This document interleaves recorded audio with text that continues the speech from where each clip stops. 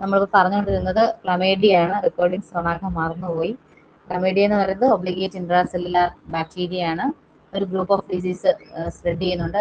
Group of disease trachoma, lymphogranuloma venereum, conjunctivitis, pneumonia, psittacosis. ക്ലമേഡിയക്കകത്ത് 2 species ആണുള്ളത്, ക്ലമേഡിയയും ക്ലമേഡോഫിലയും. ക്ലമേഡിയക്കകത്ത് ക്ലമേഡിയ ട്രക്കോമാട്രിക്സ് ആണ് പതോജനി സ്പീഷീസ്. ക്ലമേഡോഫിലയ്ക്കകത്ത് സിറ്റാക്കി ന്യൂമോണിയെ. പിന്നെ ക്ലമേഡിയ എന്ന് പറയുന്നത് ബാക്ടീരിയ ആണ്, വൈറസ് അല്ല. ക്ലമേഡിയ ബാക്ടീരിയ ആണെന്നുള്ളതിന്റെ റീസൺസ് ആണ് നമ്മൾ പറയുന്നത്. അതിനകത്ത് DNA RNA ഉണ്ട്. Cell wall gram negative bacteria പോലെ സിമിലർ ആണ്. ഇപ്പൊ ഗ്രാം നെഗറ്റീവ് സെൽ വോളിനകത്ത് നമ്മുടെ തിക്കോയിക് ആസിഡ്, പെപ്റ്റിഡോഗ്ലൈക്കനും ഇല്ല.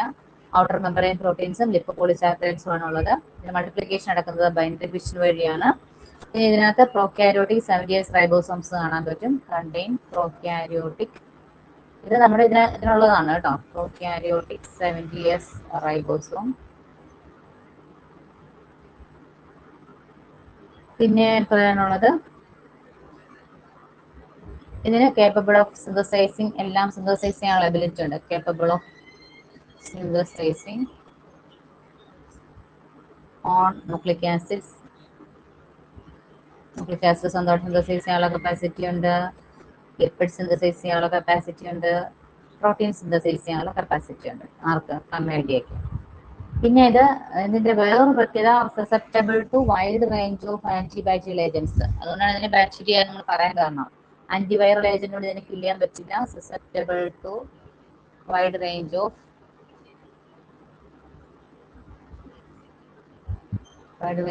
Antibacterial agents. അപ്പൊ ഇതിനകത്ത് ബാക്ടീരിയ ആണ്, വൈറസ് അല്ല എന്ന് പറയാനുള്ളത്. വൈറസിന് കുറച്ച് സിമിലാരിറ്റീസ് ഉണ്ട്, ഓൾറെഡി നമ്മൾ പറഞ്ഞാണ്. ഒബ്ലിഗേറ്റ് ഇൻട്രാസെല്ലുലാർ ആണ്. ഇതിന് ആർട്ടിഫിഷ്യൽ മീഡിയയിൽ ജീവിക്കാൻ പറ്റില്ല. അത് ഫിൽട്ടറബിൾ ആണ്. ഇത് ഇൻട്രാസൈറ്റോപ്ലാസ്മിക് ഇൻക്ലൂഷൻസ് പ്രൊഡ്യൂസ് ചെയ്യും, വൈറസിന്റെ നേച്ചർ പോലെ. അപ്പൊ ഇതില് ബാക്ടീരിയയുടെ ഫീച്ചേഴ്സ് എന്ന് പറയാൻ, ബാക്ടീരിയ ആണെന്ന് നമ്മൾ ഉറപ്പിക്കാൻ റീസൺ, ഇതിന് RNAയും DNA ഉണ്ട്. സെൽ വോള് ഗ്രാം നെഗറ്റീവ് പോലെ സിമിലർ ആണ്. ബൈനറി ഫിഷൻ വഴിയാണ് മൾട്ടിപ്ലിക്കേഷൻ നടക്കുന്നത്. ഇതിനകത്ത് 70S റൈബോസോം, പ്രൊക്യാരിയോട്ടിക് 70S റൈബോസോം ഉണ്ട്. ഇതിന് റൈബോസോം ഉള്ളത് കൊണ്ട് തന്നെ ഇതിന് സ്വന്തമായിട്ട് ന്യൂക്ലിക് ആസിഡ്സ്, ലിപ്പിഡ്സ്, പ്രോട്ടീൻസ് ഒക്കെ സിന്തസൈസ് ചെയ്യാൻ പറ്റും. പിന്നെ ഇത് ആന്റിബാക്ടീരിയൽ ഏജൻസുമായിട്ട് സസെപ്റ്റബിൾ ആണ്. ഏത് റേഞ്ച് ഓഫ് ആന്റിബാക്ടീരിയൽ ഏജൻസ് വെച്ചിട്ട് ഇതിനെ നമുക്ക് കിൽ ചെയ്യാൻ പറ്റും. ഇത്രയും കാര്യങ്ങളാണ് അതിന്റെ ഇൻട്രൊഡക്ഷനിൽ പറഞ്ഞത്. ഈ ക്ലമീഡിയയുടെ ഇത് മായ്ക്കട്ടെ.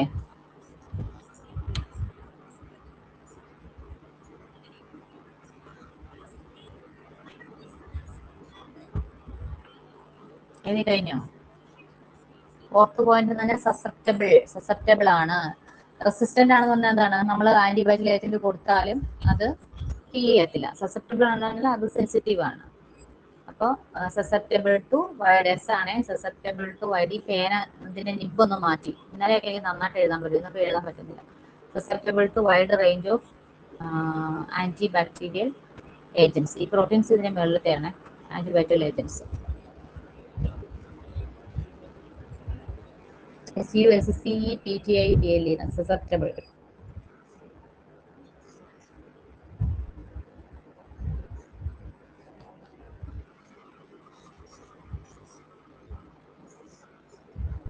എഴുതിയോ? പക്ഷെ നേരത്തെ ഇപ്പൊ നമ്മൾ റെക്കോർഡിങ് ഇട്ടത് കട്ടായി പോയതാണോ? റെക്കോർഡിങ് കിട്ടുന്നായിരുന്നു എൻ്റെ ഒരു വിശ്വാസം. ഇത് 25 മിനിറ്റ് ഞാൻ കണ്ടതാണല്ലോ. കൈതട്ടി ഓഫായി പോയതാണോ?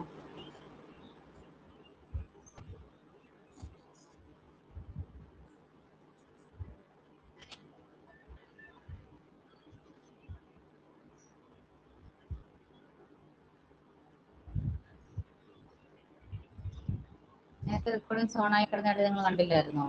ഞാൻ കണ്ടായിരുന്നല്ലോ. ഇതല്ലേ മറ്റേ ക്ലാസ്സിലുള്ള ആൾക്കാർ.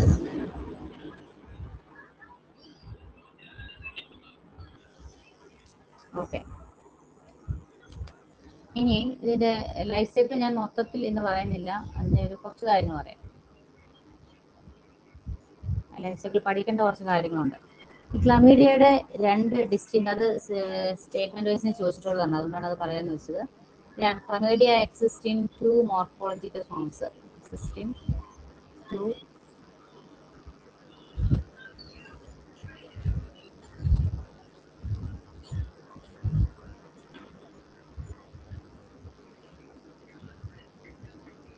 To morphological forms. ഒന്ന് നമുക്ക് അതിനെ വിളിക്കാം എലമെന്ററി ബോഡി എന്ന് പറയാം. Elementary body. രണ്ട് അതിനെ നമുക്ക് റെറ്റിക്കുലേറ്റ് ബോഡി എന്ന് പറയാം. അതാണ് അതിന്റെ രണ്ട് reticulate body. Elementary body, reticulatory body, ഇതാണ് അതിന്റെ രണ്ട് morphological forms. Elementary body, reticulatory body.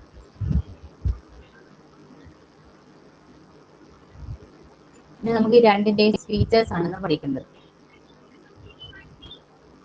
അപ്പോൾ ക്ലമീഡിയ എന്ന് പറയുമ്പോൾ അതിന് രണ്ട് മോർഫോളജിക്കൽ ഫോംസ് ആണ്, എലമെന്ററി ബോഡി, റെറ്റിക്കുലേറ്ററി. നിങ്ങൾ ശ്രദ്ധിച്ച നേരത്തിൽ ഈ ഇടയ്ക്ക് നമുക്കൊരു പരീക്ഷ നടന്നതിനകത്ത് എലമെന്ററി ബോഡിയും റെറ്റിക്കുലേറ്ററി ബോഡിയെയും റിലേറ്റ് കണക്ട് ചെയ്തിട്ടുള്ള ക്വസ്റ്റ്യൻസ് ഉണ്ടായിരുന്നു.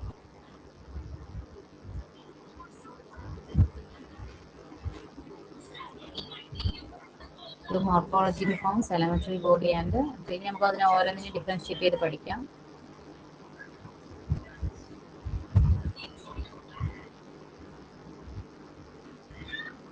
എലമെന്ററി ബോഡി ഹെഡിങ് കൊടുക്കുക, elementary body. Next table reticulatory body.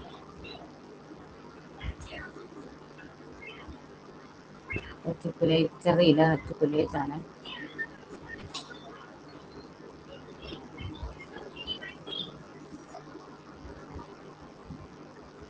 Elementary body, reticulatory body. Elementary body എന്ന് പറയുമ്പം അത് എക്സ്ട്രാ സെല്ലുലാറിലെയാണ്. ഈ നോക്കാം, എക്സ്ട്രാ സെല്ലുലാറിൽ. എക്സ്ട്രാ സെല്ലുലാർ ഫോമാണ് എലമെന്ററി ബോഡി. റെറ്റിക്കുലേറ്ററി ബോഡി എന്ന് പറയുമ്പോൾ ഇൻട്രാ സെല്ലുലാർ ഫോമാണ്. Intra cellular. അപ്പൊ എലമെന്ററി ബോഡിക്ക് രണ്ട് ഇ ഉണ്ട്, ഇത് എക്സ്ട്രാ സെല്ലുലാർ ആണെന്ന് ഓർത്ത് വെച്ചേക്കുക. എക്സ്ട്രാ സെല്ലുലാർ ഫോമാണ്. നെക്സ്റ്റ് ഇതാണ് ഇൻഫെക്ഷ്യസ് ഫോം ക്ലമീഡിയയുടെ. അപ്പൊ രണ്ടാമത്തെ ക്വസ്റ്റ്യൻ അവിടെ തന്നെ കിട്ടും. ക്ലമീഡിയയുടെ ഇൻഫെക്ഷ്യസ് ഫോം ഏതാണ്? എലമെന്ററി ബോഡിയാണ് ക്ലമീഡിയയുടെ ഇൻഫെക്ഷ്യസ് ഫോം. ഈ ഫോം ഏതാ പറയുക? Replicating form. Replicating form. ഇത് മെറ്റബോളിക്കലി ഇനാക്റ്റീവ് ആണ് എലമെന്ററി ബോഡി. Metabolically inactive. ഇതെന്താണ്? Metabolically active. ഇതിന് റിജിഡ് സെൽ വോൾ ആണ്. ഇതിന് ഫ്രാജൈൽ സെൽ വോൾ ആണ്.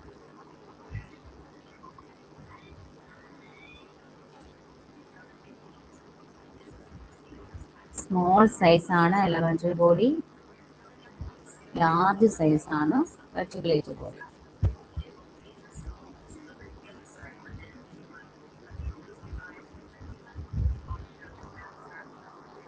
ഇതില് ന്യൂക്ലിയോയിഡ് ഡെൻസ് ആയിരിക്കും. ന്യൂക്ലിയോയിഡ് ഡെൻസ് ആണ്. ഇതിലെ ന്യൂക്ലിയോയിഡ് ഡിഫ്യൂസ് ആണ്.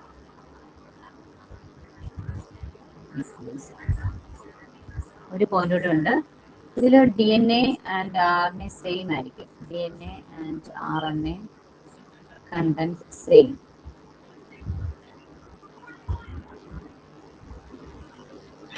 ആണ് കണ്ടന്റ് സെയിം ആണ്. ഇവിടെ RNA ആയിരിക്കും മോർ കൂടുതൽ അതിനെ അപേക്ഷിച്ച് DNA അപേക്ഷിച്ച്. ഇനി പറയാം. എലമെന്ററി ബോഡി എന്ന് പറയുന്നത് എക്സ്ട്രാ സെല്ലുലാർ ഫോം ആണ്. റെറ്റിക്കുലേറ്ററി ബോഡി എന്ന് പറയുന്നത് ഇൻട്രാ സെല്ലുലാർ ഫോം ആണ്. നമ്മുടെ ഇൻഫെക്ഷ്യസ് ഫോം ക്ലമീഡിയയുടെ ചോദിച്ചതാണ് എലമെന്ററി ബോഡിയാണ്. ഇതെന്ന് പറയുന്നത് റെറ്റിക്കുലേറ്ററി ബോഡി അതിന്റെ റെപ്ലിക്കേറ്റിംഗ് ഫോം ആണ്. മെറ്റബോളിക്കലി ഇൻആക്റ്റീവ് ആണ് എലമെന്ററി ബോഡി, മെറ്റബോളിക്കലി ആക്റ്റീവ് ആണ് റെറ്റിക്കുലേറ്ററി ബോഡി. ഇതിന്റെ സെൽ വോൾ റിജിഡ് ആണ്, കട്ടിയുണ്ട്. ഇതിന്റെ സെൽ വോൾ പെട്ടെന്ന് ബ്രേക്ക് ഡൗൺ ആവും. ഫ്രജൈൽ സെൽ വോൾ ആണ്. സൈസ് കുറവ് എലമെന്ററി ബോഡിക്കാണ്, ലാർജ് സൈസ് ആണ് റെറ്റിക്കുലേറ്ററി ബോഡിക്ക്. ഇതിനകത്തുള്ള ന്യൂക്ലിയോയിഡുകളെല്ലാം തന്നെ ഡെൻസ് ആയിരിക്കും. ഇത് ഡിഫ്യൂസ്ഡ് ഫോമിലായിരിക്കും കാണുന്നത്. DNAയും RNA കണ്ടന്റും ഇതിനകത്ത് സെയിം ആയിരിക്കും. റെറ്റിക്കുലേറ്ററി ബോഡിക്കകത്ത് RNA കണ്ടന്റ് ഇതിനേക്കാൾ കൂടുതലായിരിക്കും. DNA കണ്ടന്റിനേക്കാളിൽ കൂടുതലാണ്. എഴുതിയോ?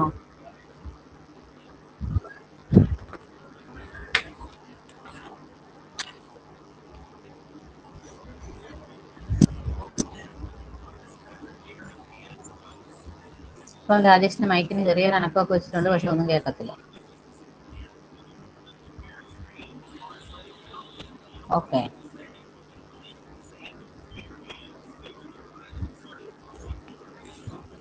ഇനി ജസ്റ്റ് പറയാനുള്ളത് നമുക്ക് ക്വസ്റ്റ്യൻ ഏരിയയിൽ വരേണ്ട സംഭവങ്ങളൊന്നുമല്ല. ഇത് രണ്ടും ഇമ്പോർട്ടൻ്റ് ആണ്.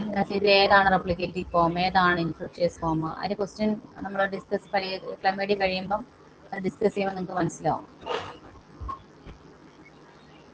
മൈക്രോ പഠിക്കുമ്പം ബയോകെമിസ്ട്രി കയ്യിൽ നിന്ന് പോകരുത് കേട്ടോ, ഇടയ്ക്കിടയ്ക്ക് റിവൈസ് ചെയ്യണം.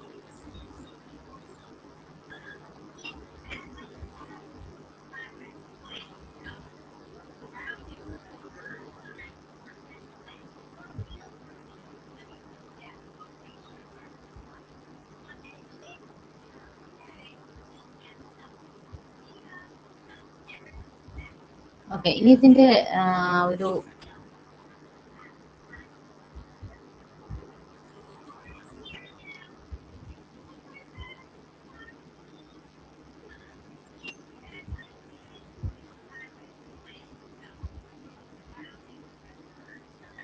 ലൈഫ് സൈക്കിൾ പോകുന്നതാണ്. ജസ്റ്റ് ഒന്ന് പറഞ്ഞേക്കാം, അത് നമുക്ക് പരീക്ഷയ്ക്ക് വരുന്നതാണോ എന്ന് ചോദിച്ചാൽ നമ്മളത് സ്കിപ്പ് ചെയ്യേണ്ടെന്നേ പറയുള്ളൂ.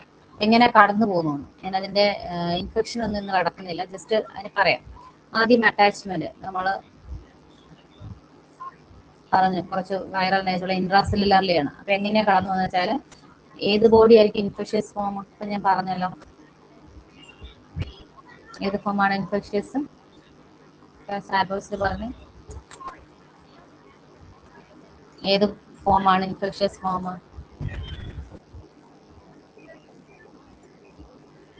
എലമെന്റ്. അപ്പൊ എന്ത് ചെയ്യും, ഈ എലമെന്ററി ബോഡീസ് വന്നിട്ട് നമ്മുടെ ഹോസ്റ്റ് സെല്ലിൽ വന്നിട്ട് ഹോസ്റ്റ് സെൽ സർഫസിൽ എലമെന്ററി ബോഡി വന്ന് ഹോസ്റ്റ് സെൽ സർഫസ് വന്ന് അറ്റാച്ച് ചെയ്യും. എന്നിട്ട് ഹോസ്റ്റ് സെല്ലിൽ അതിന്റെ സ്പെസിഫിക് റിസപ്റ്റേഴ്സ് വന്ന് അറ്റാച്ച് ചെയ്യുന്നു. നിങ്ങൾ ജസ്റ്റ് കേട്ടിരുന്നാൽ മതി, എഴുതണമെന്നില്ല. കാരണം ഇത് കഥ പോലെ പറഞ്ഞു, എലമെന്ററി ബോഡി വന്ന് അറ്റാച്ച് ചെയ്യുന്നു. അതിനുശേഷം അത് അകത്തോട്ട് കയറി പോകുന്നത് നമ്മൾ എൻഡോസൈറ്റോസ് എന്നാണ് പറയുന്നത്. അതിന്റെ ഉള്ളിലേക്ക് കയറുന്നത് എൻഡോസൈറ്റോസ് ആവും, അതിന്റെ അകത്തേക്ക് കയറി പോകും. അതിന്റെ നെക്സ്റ്റ് സംഭവിക്കട്ടെ, അതിനകത്ത് അതിനെ ജീവിക്കണമല്ലോ, ഇൻട്രാ സെല്ലുലാർ സർവൈവൽ. അതിനകത്ത് അതിനെ ജീവിക്കണം. ഈ എലമെന്ററി ബോഡി അതിനകത്ത് പോയിട്ട് നമ്മുടെ വാക്യൂൾസിനകത്ത്, അതിനെ ഫാഗോസോംസ് എന്ന് പറയും, അതിനകത്ത് കിടക്കുന്നു. അവിടെ നിന്ന് അത് അതിന്റെ ഗ്രോത്ത് സൈക്കിൾ എല്ലാം കംപ്ലീറ്റ് ചെയ്യുന്നു. അവിടെ നിന്ന് അത് ഫാഗോസോംസും ലൈസോസോം കൂടെ ഫ്യൂസ് ചെയ്തിട്ട് പ്രമേരിയൽ ആന്റിജൻസ് അവിടെ പുറത്ത് വരുന്നത്. അത് നമുക്ക് ഇൻഫെക്ഷൻ ഉണ്ടാണെങ്കിൽ അതിന്റെ എലമെന്ററി ഫോംസിന്റെ ആന്റിജൻസ് പുറത്തേക്ക് ലൈസ് ചെയ്യണം. അത് ഈ പറഞ്ഞ ക്ലമീഡിയയുടെ മെംബ്രെയിൻ ബ്രേക്ക് ചെയ്യണമെങ്കിൽ സഹായിക്കുന്ന ലൈസോസോംസ് ആൻസിയൻസ് ആണ്. അപ്പൊ അത് ഫ്യൂസ് ചെയ്തിട്ട് അതിന്റെ മെംബ്രെയിൻ ബ്രേക്ക് ചെയ്തിട്ട് അതിനെ പുറത്തേക്ക് വരും ക്ലമീഡിയൽ ആന്റിജൻസ്. അടുത്തത് അത് എന്തായിട്ട് കൺവേർട്ട് ചെയ്യുന്നു, ഈ പറഞ്ഞ elementary body transform to reticulate body ആയിട്ട് മാറും. കാരണം റെറ്റിക്കുലേറ്റ് ബോഡി ആയാലേ ഈ ക്ലമീഡിയക്ക് മൾട്ടിപ്ലിക്കേഷൻ നടക്കാൻ പറ്റത്തുള്ളൂ. നമ്മൾ ഓൾറെഡി പറഞ്ഞിട്ട് മൾട്ടിപ്ലിക്കേഷൻ ഫോം ആണെന്ന് പറഞ്ഞു. അപ്പം ഏകദേശം ഒരു 12 hour കൊണ്ടാണ് എലമെന്ററി ബോഡി റെറ്റിക്കുലേറ്റ് ബോഡി ആയിട്ട് കൺവേർട്ട് ചെയ്യുന്നത്. അതിനുശേഷം എന്താണ് ഈ റെറ്റിക്കുലേറ്റ് ബോഡി ആകുന്നത്? റെപ്ലിക്കേഷൻ നടക്കാൻ വേണ്ടി. റെപ്ലിക്കേഷൻ നടക്കുന്നു. അപ്പൊ റെപ്ലിക്കേഷൻ നടക്കണമെങ്കിൽ അത് ബൈനറി ഫിഷൻ വഴിയാണ് നടക്കുന്നത്. നമ്മൾ ഓൾറെഡി പറഞ്ഞു, അതിനകത്ത് ബൈനറി ഫിഷൻ വഴിയാണ് റെപ്ലിക്കേഷൻ നടക്കുന്നത്. ഏകദേശം ഒരു 18 മണിക്കൂറിനകത്ത് തന്നെ റെപ്ലിക്കേഷൻ നടക്കും. എന്നിട്ട് അതിനകത്ത് എല്ലാം സംഭവങ്ങളൊക്കെ നടക്കും. ഈ ക്ലമീഡിയയുടെ മറ്റൊരു പേരുണ്ട്, എന്താ അറിയോ? ക്ലമീഡിയ തന്നെയാണ് അത്. നമ്മൾ ഓൾറെഡി പറയുന്നത് ഓൺ സിന്തസൈസ് ചെയ്യുന്നു, ലിപ്പിഡ്, പ്രോട്ടീൻ, എല്ലാ സാധനങ്ങളും അത് തന്നെ ഉണ്ടാക്കുമെന്ന് പറഞ്ഞു. മോണോക്ലിക് ആസിഡ്സ്, ലിപ്പിഡ്സ് സംഭവം എല്ലാം സിന്തസൈസ് ചെയ്യും. ATP ഉണ്ടാക്കത്തില്ല, ബാക്കി എല്ലാ സാധനങ്ങളും ഉണ്ടാക്കും. അതുകൊണ്ട് ക്ലമീഡിയനെ നമ്മൾ വിളിക്കുന്നത് എനർജി പാരസൈറ്റ്സ് എന്നാണ്. എനർജി പാരസൈറ്റ്സ്, അത് പരീക്ഷയ്ക്ക് ചോദിച്ചിട്ടുണ്ട്. എനർജി പാരസൈറ്റ്സ് എന്നാണ് നമ്മൾ ഇതിനെ വിളിക്കുന്നത്. Chlamydia called. എന്തുകൊണ്ടാണ് എനർജി പാരസൈറ്റ്സ് എന്ന് വിളിക്കുന്നത്? ഇത് സ്വന്തമായിട്ട് എല്ലാ സാധനങ്ങളും സിന്തസൈസ് ചെയ്യുന്നതുകൊണ്ട് എനർജി പാരസൈറ്റ്സ് ഇമ്പോർട്ടൻ്റ് ആണ്. ഇനി ഇത് എനർജി പാരസൈറ്റ്സ് ആണ്. ഇത് എന്റെ ATP ഒഴിച്ച് ബാക്കിയെല്ലാം ATPക്ക് വേണ്ടിയിട്ട് ഇത് ആരെ ഡിപ്പെൻഡ് ചെയ്യും? ATP depends on host ATP depends on host എന്ന് വെച്ചാൽ ആരുടെ ശരീരത്തിലാണ് കിടക്കുന്നത് അതിന്റെ ATP ആണ് യൂസ് ചെയ്യുന്നത് ഫോർ സർവൈവൽ.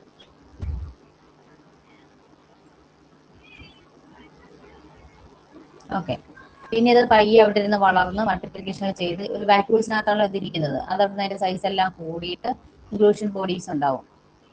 പിന്നെ വൈറസിനെ പോലെ തന്നെ inclusion cytoplasmic inclusion bodies produce ചെയ്യാൻ നമ്മൾ പറഞ്ഞു. ഇൻക്ലൂഷൻ ബോഡീസ് ഉണ്ടാവും. അതിനെ നമുക്ക് ഹിസ്റ്റോളജിക്കൽ സ്റ്റെയിൻ വെച്ചിട്ട് ഡിറ്റക്ട് ചെയ്യാൻ പറ്റും. ഹിസ്റ്റോളജിക് സ്റ്റെയിൻ വെച്ചിട്ട് നമ്മൾ വൈറസിനെ റിലേറ്റിട്ടുള്ള ഇതിനെ ഡിറ്റക്ട് ചെയ്യാൻ പറ്റും. ലാസ്റ്റ് ഇത് മെച്ചുറായി കഴിയുമ്പോഴത്തേക്കും പയ്യെ ഇതിൽ നിന്ന് ഹോസ്റ്റ് സെല്ലിൽ നിന്നത് റിലീസ് ആവും.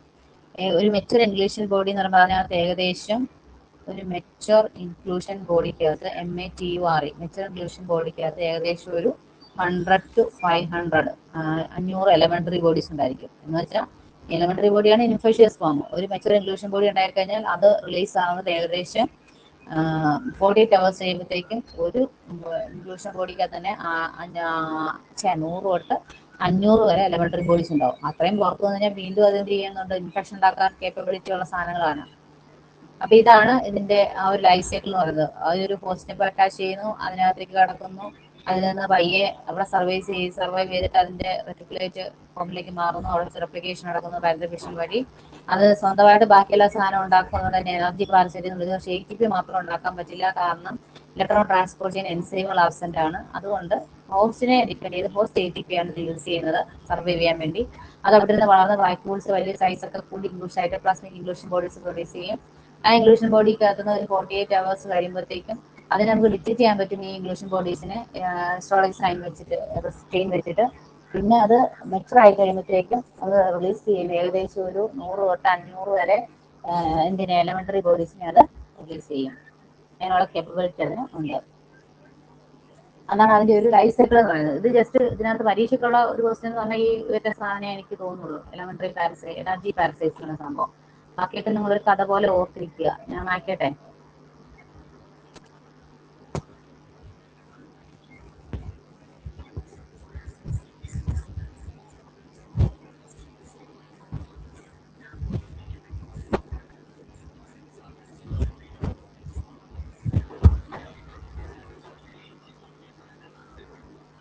ഓക്കെ, ഇനി ഒരു പോയിന്റ് കൂടെ പറഞ്ഞിട്ട് നമുക്ക് നിർത്താം. ഇൻഫെക്ഷൻസ് എല്ലാം നമ്മൾ ഓരോ അസുഖമായിട്ട് നമുക്ക് നാളെ പറയാം. ഇനി അതിന്റെ ഒരു ചെറിയ ആന്റിജനിക് സ്ട്രക്ചേഴ്സ് എന്ന് വെച്ചാൽ നമ്മൾ പറഞ്ഞു ഓൾറെഡി അതിൻ്റെ ഉള്ളിൽ ചെന്നിട്ട് ലൈസോസോം എല്ലാം കൂടെ ചേർന്നിട്ട് അതിനെ ക്ലമീഡിയൽ ആന്റിജൻസ് റിലീസ് ചെയ്യുന്നത്. ഈ ആന്റിജൻസ് എന്ന് എന്താണ്, നമ്മുടെ ഏത് ഹോസ്റ്റിലോട്ടല്ല എവിടെയാണെങ്കിലും ഒരു ഫോറിൻ പാർട്ടിക്കിൾസ് എൻ്റർ ചെയ്യുമ്പോൾ നമ്മൾ ആന്റിജൻസ് എന്ന് പറയുന്നത്. ആന്റിജൻസ് ആണ് വിറുലൻസ് ഉണ്ടാക്കുന്നത്. നമുക്ക് ഇൻഫെക്ഷൻ ഉണ്ടാകണമെങ്കിൽ ക്ലമീഡിയയുടെ എന്തെങ്കിലും ഒരു സാധനമൊക്കെ എലമെന്ററി ബോഡി അകത്ത് കിടന്നെന്ന് വെച്ചോ. ഈ എലമെന്ററി ബോഡി അകത്ത് കിടക്കുന്നതിന് മുന്നേ അതിന് ആന്റിജനിക് നേച്ചേഴ്സ് ഉള്ള കുറച്ച് സംഭവങ്ങളാണ് ഈ ക്ലമീഡിയൽ ആന്റിജൻസ്. അത് നമ്മുടെ ശരീരത്തിൽ വരുമ്പോഴാണ് നമുക്ക് എന്തുണ്ടാകുന്നത്, അതൊരു ഫോറിൻ പാർട്ടിക്കിൾസ് ആണ് നമ്മുടെ ബോഡി ഐഡന്റിഫൈ ചെയ്യുന്നത്. അപ്പൊ ക്ലമീഡിയയുടെ ഫോളോ ഏതൊക്കെയാണ് അതിന്റെ ആന്റിജനിക് നേച്ചർ ഉള്ള സബ്സ്റ്റൻസ് എന്ന് പറഞ്ഞാൽ, ഒന്ന്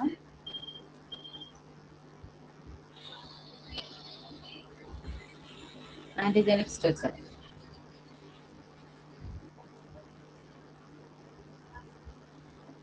ആന്റിജനിക് സ്ട്രക്ചറിൽ ക്ലമീഡിയയ്ക്ക് പല ടൈപ്പ് ഓഫ് ആന്റിജൻസ് ഉണ്ട്. ഒന്ന് ഗ്രൂപ്പ് സ്പെസിഫിക് ആന്റിജൻ, ജീനസ് അഥവാ ഓർ ഗ്രൂപ്പ് സ്പെസിഫിക് ആന്റിജൻ.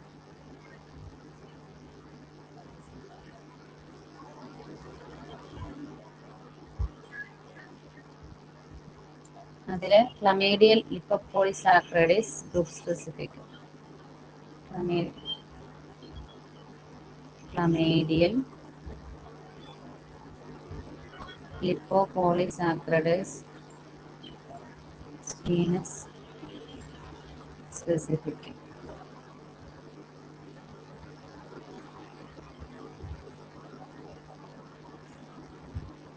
ഈ LPSനകത്ത് LPS is used in complement fixation test, CFT complement fixation test വെച്ചിട്ട് നമുക്ക് to detect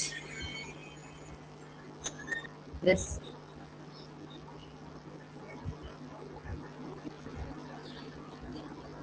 ഈ ആന്റിബോഡീസിനെ നമുക്ക് കണ്ടുപിടിക്കാൻ പറ്റും. ഏതാ ഈ ജീനസ് സ്പെസിഫിക് ആന്റിബോഡീസ് നമുക്ക് കോംപ്ലിമെന്റ് ഫിക്സേഷൻ ടെസ്റ്റ് വഴി കണ്ടുപിടിക്കാൻ പറ്റും.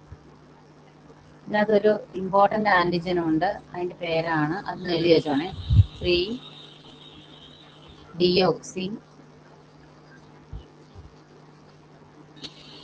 മാനോ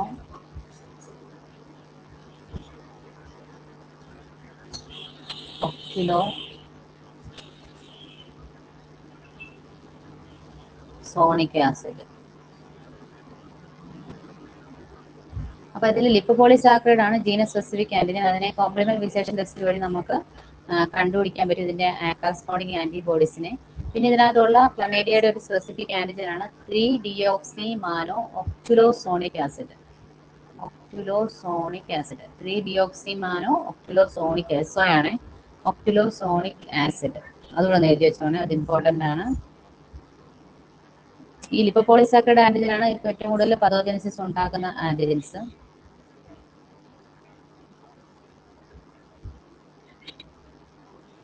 പിന്നെ അടുത്തത് സ്പീഷീസ് സ്പെസിഫിക് പ്രോട്ടീൻ ആന്റിജൻസ് ഉണ്ട്. അതാണ് നമ്മുടെ ക്ലാസിഫിക്കേഷൻ, ക്ലമേഡിയയുടെ ക്ലാസിഫിക്കേഷൻ ഒക്കെ ചെയ്യാനും നമുക്ക് ഏത് പല സ്പീഷീസ് ഉണ്ടെങ്കിൽ അതിനെ ഡിഫറൻഷിയേറ്റ് ചെയ്യാനൊക്കെ നമുക്ക് ഇപ്പോഴത്തെ ക്ലാസ് കിട്ടുന്നില്ല. എത്ര പുറകോട്ട് കിട്ടാത്ത?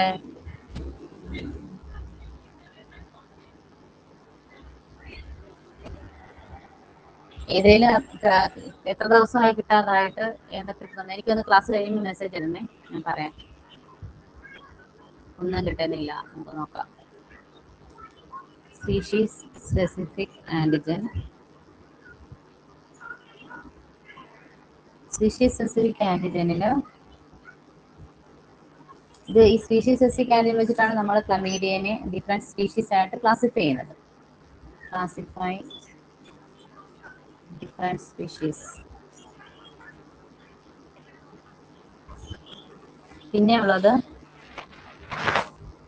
ഇത് എഴുതിയല്ലോ അല്ലേ, സീറോവാർ specific antigen.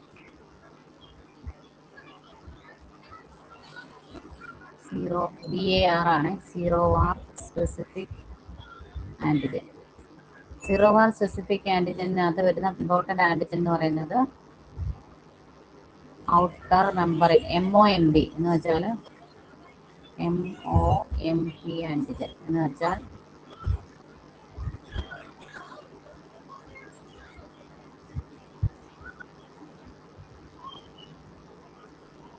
സീറോവാർ specific antigens important ആയിട്ട് വരുന്നത് MOMP എന്ന് വെച്ചാൽ മേജർ ഔട്ടർ മെമ്പറൈൻ പ്രോട്ടീൻസ് ആണ്.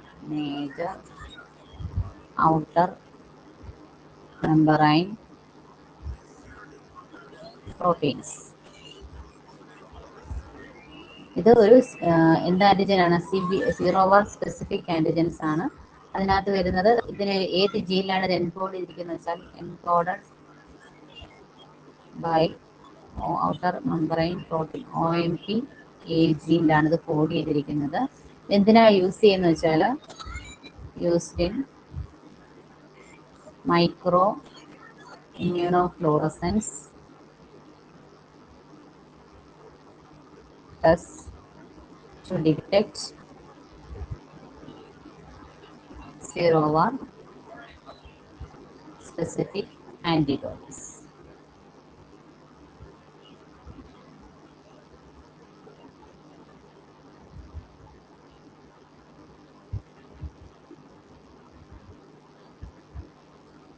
അപ്പൊ എന്താണ് സീറോവാർ സ്പെസിഫിക് ആന്റിജൻ എന്ന് പറഞ്ഞാൽ, സീറോവാർ സ്പെസിഫിക് ആന്റിജനിൽ ഉള്ള മെയിൻ പ്രോട്ടീൻ എന്ന് പറയുന്നത് MOMP ആണ്. മുമ്പ് എന്ന് പറഞ്ഞാൽ മേജർ ഔട്ടർ മെമ്പറൈൻ പ്രോട്ടീൻസ്. അത് എൻകോഡ് ചെയ്തിരിക്കുന്ന ജീൻ എന്ന് പറയുന്നത് OMP ജീനിലാണ്. എന്താണ് ഈ സീറോവാർ സ്പെസിഫിക് ആന്റിജന്റെ ആന്റിബോഡീസ്? സീറോവാർ സ്പെസിഫിക് ആന്റിബോഡീസ് ഇതെല്ലാം ക്ലമേഡിയയുടെ ആന്റിജൻസ് ആണ്. ഡിഫറെന്റ് ടൈപ്സ് ആന്റിജൻസ് ആണ് നമ്മളിപ്പോൾ പറയുന്നത്. ഒന്ന് ഗ്രൂപ്പ് സ്പെസിഫിക് അല്ലെങ്കിൽ species specific antigens, genus specific antigen lipopolysaccharide ആണ്. അത് കോംപ്ലിമെന്റ് ഫിക്സേഷൻ ടെസ്റ്റ് വഴിയാണ് നമ്മൾ കണ്ടുപിടിക്കുന്നത്. അടുത്തതാണ് ഈ പറഞ്ഞ പോലെ ഒരു സ്പീഷീസ് സ്പെസിഫിക് പ്രോട്ടീൻസ് ഉണ്ടായിരുന്നു. അതാണ് നമ്മൾ ക്ലമീഡിയനെ സ്പീഷീസ് ഡിഫറൻഷിയേഷൻ ആയിട്ട് യൂസ് ചെയ്തത്. മൂന്നാമത്താണ് സീറോവാർ സ്പെസിഫിക് ആന്റിജൻ. അതിൽ മേജർ ഔട്ടർ മെമ്പറൈൻ പ്രോട്ടീൻസ് അത് എൻകോഡ് ചെയ്തിരിക്കുന്നത് OMP ജീനിലാണ്. അത് എന്തിനാ യൂസ് ചെയ്യുന്നത് വെച്ചാൽ മൈക്രോ ഇമ്മ്യൂണോഫ്ലൂറസൻസ് ടെസ്റ്റിൽ നമുക്ക് ഈ സീറോവാർ സ്പെസിഫിക് ആന്റിബോഡീസിനെ കണ്ടുപിടിക്കാനായിട്ട് നമുക്ക് ഈ പറഞ്ഞ മേജർ ഔട്ടർ മെമ്പറൈൻ പ്രോട്ടീൻസ് ആണ് യൂസ് ചെയ്യുന്നത്.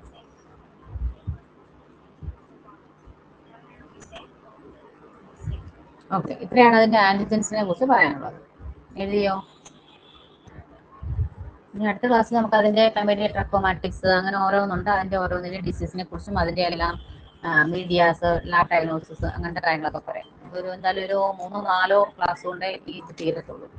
കാരണം ഓരോന്നിനെ കുറിച്ചും നല്ല വൃത്തിക്ക് പഠിക്കാനുണ്ട്. ക്ലമീഡിയ ട്രക്കോമാറ്റിക്സ്, ക്ലമീഡിയ സിറ്റാക്കി, ക്ലമീഡിയ ന്യൂമോണിയെ, പിന്നെ അതിന്റെ ക്വസ്റ്റ്യൻ പേപ്പറോട് ഡിസ്കസ് ചെയ്യണ്ടേ, അപ്പോഴത്തേക്കും നല്ല പഠിക്കാനുണ്ട്. അപ്പം നാളെ നമുക്ക് എന്ത് ചെയ്യാം, നാളെ നമുക്ക് ആ വൈറ്റമിൻസ് B12 എടുത്തിട്ട് അടുത്ത ദിവസം ഇത് ഡിസ്കസ് ചെയ്യാം. ഞായറാഴ്ച നിങ്ങൾ കുഴപ്പമൊന്നുമില്ലല്ലോ അല്ലേ?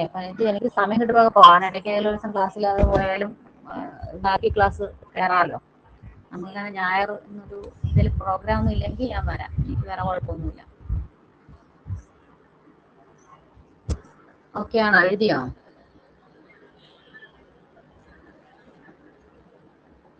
ഓക്കെ.